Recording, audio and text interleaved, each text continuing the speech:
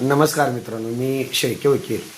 आजच्या व्हिडिओमध्ये आपण फार महत्त्वाची गोष्ट पाहत आहोत. मित्रांनो, व्हिडिओ पूर्णपणे लक्ष देऊन ऐका. समजा तुमची कोर्टामध्ये केस चालू असेल आणि अनेक वर्षे केस प्रलंबित असेल आणि तुम्ही त्या न्यायापासून जर कंटाळलेला असेल की तुम्हाला कधी न्याय मिळणार, तर मित्रांनो माझं तुम्हाला असं सजेशन असेल, तुम्ही थोडंसं 2 पावलं पाठीमागे येऊन बघा. समजा तुम्ही वादी असाल आणि तुम्ही केस दाखल केलेली असेल, तर थोडंसं 2 पावलं पाठीमागे येऊन सदरचं प्रकरण कोर्टाच्या बाहेर तडजोड होती का बघून लवकर शारीरिक, मानसिक आणि आर्थिक त्रासापासून मुक्त होऊन सदर प्रकरण योग्य मार्गानं तुमच्या मताप्रमाणे थोडंसं मागं या, विचार करा की फायदा काय, तोटा काय आणि सदरचं प्रकरण जास्तीत जास्त लवकर मिटवता येते का बघा आणि कोर्टाच्या पायरीपासून थोडंसं अंतर दूर राहा. तुम्हाला माझा निर्णय कसा वाटतो मला कमेंटमध्ये सांगा.